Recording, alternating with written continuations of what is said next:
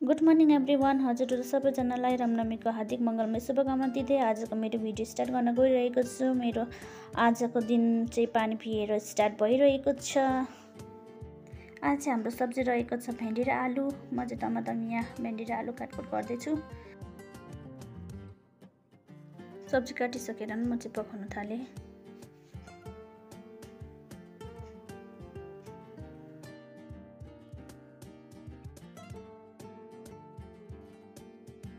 बिहान चाहिँ कस्तो पानी परिरहेको थियो है, गड्याङ गुरुङ गरेर बिजोक भइरहेको थियो।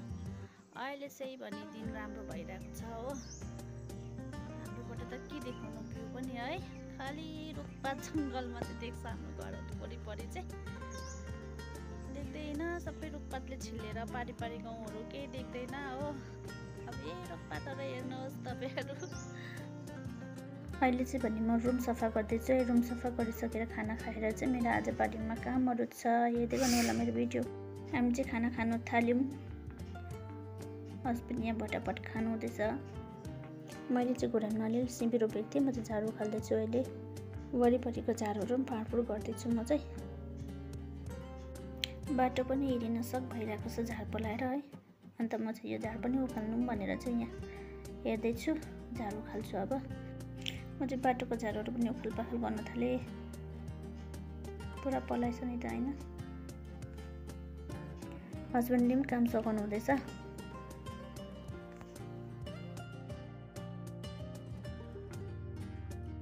हेर्नुहोस् है साथीहरू, मैले चाहिँ झाडु खालेर पनि चिटिक्कै बनाएँ हो।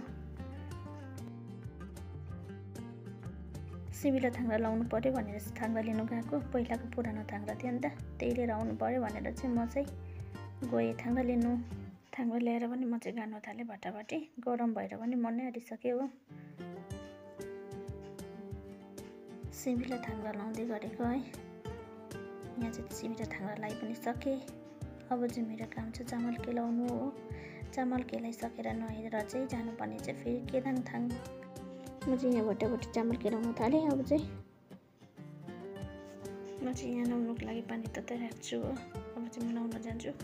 म चाहिँ नुहाइदै गरेर आएँ। अब हल्का नकल पार्छु। नुहाएर आएर त जाडो जाडो भयो कि। अब स्वेटर लगाएर चाहिँ खाजासाजा खान्छु हो। भोक पनि लागिरहेको छ। यतिवटा बिस्किट र सब तातो पानीसँग खान्छु। अन्त चाहिँ जान्छु। यहाँबाट केदाङथाङ पुग्नुको लागि चाहिँ 2 किलोमिटर छ होइन। हेर्नुहोस् दिन पानी पर्नु आँट्यो। बिहान पुरा गड्याङ गुरुङ गर्दै थियो, फेरि दिउँसो घाम लाग्यो हो। अहिले पानी पर्नु आँटेको छ। छाता बोकेर गइरहेको छु म चाहिँ। टक्कै 2 किलोमिटर छ हो। कति बेला पुगेर आउनु। म चाहिँ आइपुगेँ साथीहरू। हेर्नुहोस् न, यो घरमा चाहिँ हाम्रो अफिस छ होइन, WDS अफिस छ नि त। अनि मलाई चाहिएको थियो हाम्रो SSG को सर्टिफिकेट होइन, के भन्छ रेजिस्ट्रेसन सर्टिफिकेट। अनि चाहिँ म त्यही लिनु आएको। फेरि गर्नु होला कलरको थिदिदिए भने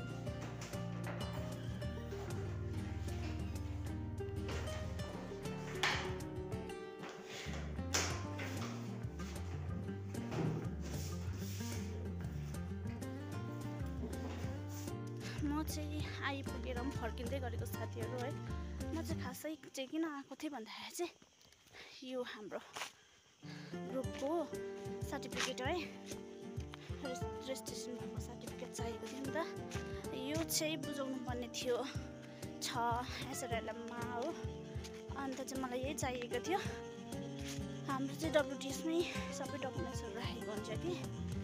अनि मेरो घरदेखि चाहिँ आइपुग्नु 2 किलोमिटर जस्तो टाढो छ नि त। अनि चाहिँ म चाहिँ घरको काम छिटो छिटो सकेर चाहिँ हो लिनु आएको। अब चाहिँ फर्किँदै गएको साथीहरू है। अन्त मेरो भिडियो हजुरहरूलाई कस्तो लाग्यो है, अनि मेरो पेजलाई फलो पनि गरिदिनुहोस्। अन्त कमेन्ट पनि गरिदिनु होला, लाइक पनि गरिदिनुहोस्।